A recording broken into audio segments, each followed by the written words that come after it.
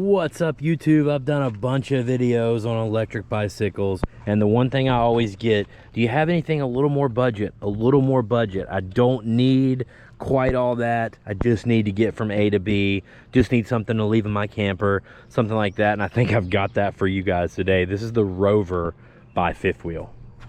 All right, let's take a ride on it while I tell you about it. To make the long story short, we've got a 500 watt nominal, 1,000 watt peak budget commuter e-bike. That's all it is, guys. Turn it on the display here, which is simple yet plenty bright enough to see in the daytime. Twist throttle right here on the right, 7-speed, 27.5-inch tires. Now keep in mind, I'm full dad bod, 225 pounds. It just pulled me up this hill, throttle only.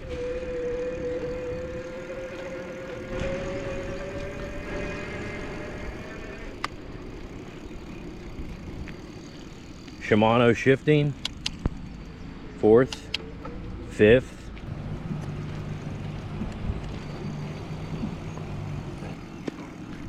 Cross the bridge.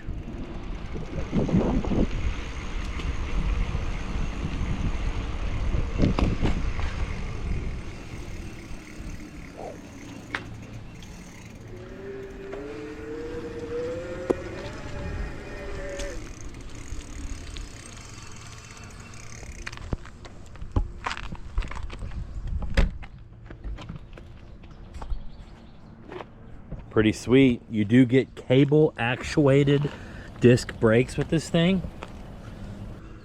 I got that headlight. Pretty bright at night, you'd be surprised.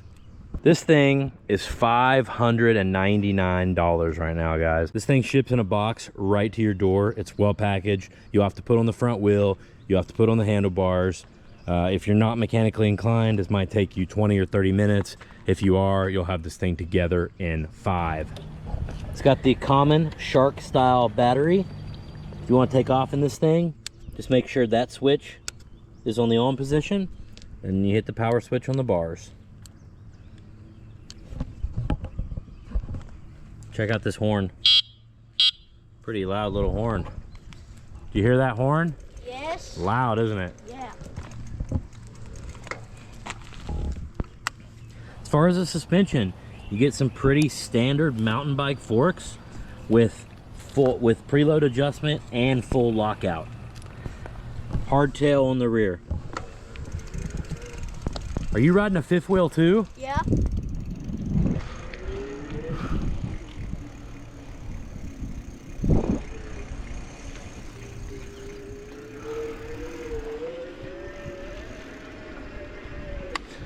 So different ways you can ride these things, guys. You can pedal assist them. This one's got one of the smoothest pedal assists that I've felt. When the 7 speeds here is going to allow you to really dial in how much you want to help it. Hey Weston, what do you prefer on an electric bike? A thumb throttle or a twist throttle? Twist throttle. Well, that's good, because that's what the Rover's got. Got some keys right here so you can lock your battery, take it on and off. Now you're going to adjust your pedal assist modes right here with this plus and minus. You got 0, 1, 2, and 3. Now with these pedal assists, it's just going to sense that you're cranking the pedals, and it's going to throw a certain wattage into the bike. So all you have to do is rotate the pedals, and it's going to throw that wattage in. Now whether you want to actually help the bike or not is going to have to do with what gear you're in. So you can actually be pedaling, or you can just look like you're pedaling if you would rather look like you're pedaling instead of just sitting here throttling. It's all up to you. Now a lot of these e-bikes are too heavy to use as a bicycle, between the batteries and the hub motors and all this stuff. Not something you really want to pedal for, pedal as a regular bicycle. But this one, I'm hoping this one might be different. Let's try. I'll be honest, when I'm moving on this bike, I don't really even tell that it's an e-bike. And this may be the first one ever that has been kind of small enough and light enough that I feel like you could actually use it as a real bicycle without being, you know, without hyperventilating. In second gear right now. Third. Shifting feels smooth on this thing.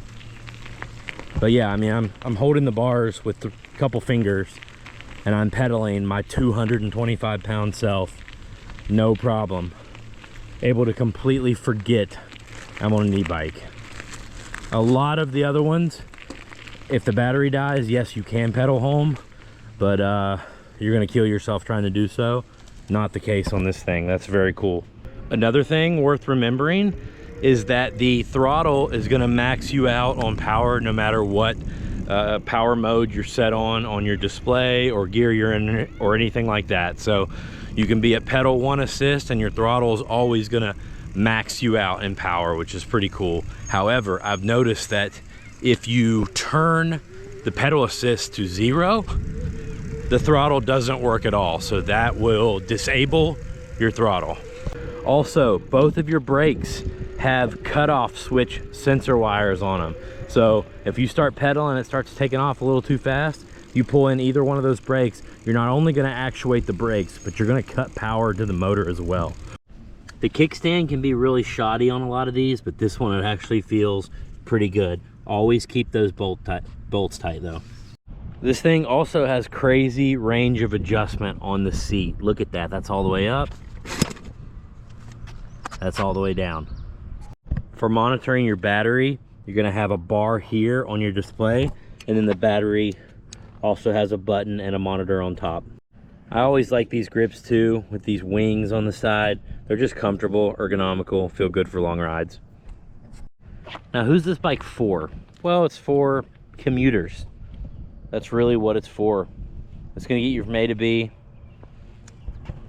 Yes, you can do some light trails, you can do some gravel. Those forks are going to help, but that's not really what it's made for. I was trying to find something bad to say about this thing, and I really can't, especially for the price. The only thing I could think of is, in a perfect world, I would love those brakes to work a little better for me and lock up. But a lot of people are going to prefer, they feel a little more linear, a little more progressive the way they are. A lot of people are going to prefer that for them, so I can't really knock them there. All right, guys, that's the Fifth Wheel Rover. I'm going to put the link to this thing down below and probably do an actual super detailed range test on it soon, so keep an eye out for that. And appreciate you watching. We'll see you in the next video.